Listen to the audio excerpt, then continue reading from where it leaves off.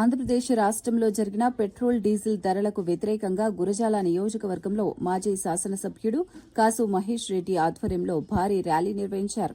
వైఎస్సార్సీపీ నాయకులు, కార్యకర్తలు పెద్ద సంఖ్యలో పాల్గొన్న ఈ నిరసన కార్యక్రమం గురజాల పట్టణంలో ఉద్రిక్తంగా సాగింది.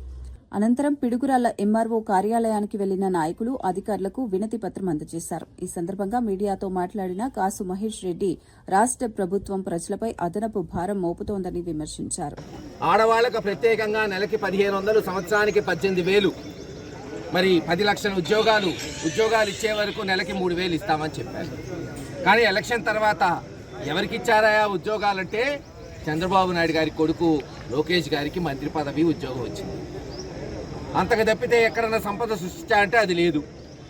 ఆంధ్ర రాష్ట్రం మీద 3 లక్షల అప్పులు భారం వేసి 3 లక్షల కోట్లు అప్పులు భారం వేసి దాంట్లో సుమారు 1,00,000 కోట్లు ఒక్క అమరావతి వాళ్ళ 5,000 ఎకరాలు మరి 1,00,000 కోట్లు చేసుకోవడానికి ప్రయత్నం చేస్తున్నారు.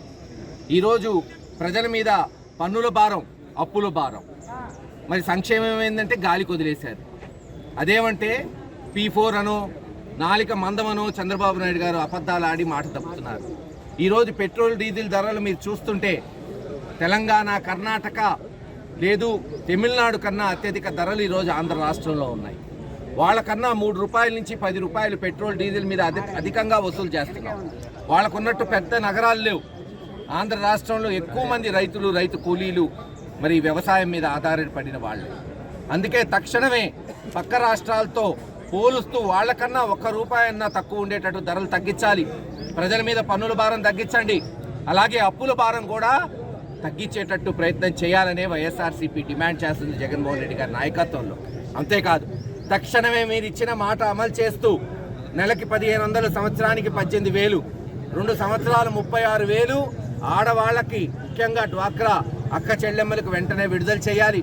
ఉద్యోగం రాని వాళ్ళకి అంటే 2 సంవత్సరాలకి 72,000, 10 లక్షల మంది ఏదైతే ఉద్యోగాలు మీరు ఇవ్వలేదో వాళ్లకు తక్షణమే ఆ 72,000 కూడా విడుదల చేయాలని వైఎస్ఆర్సీపీ డిమాండ్ చేస్తూ ఈరోజు రాష్ట్ర నడిబొడ్డు మొత్తం నలుమూలల వైఎస్ఆర్సీపీ పార్టీ ఆందోళన చేస్తుంది.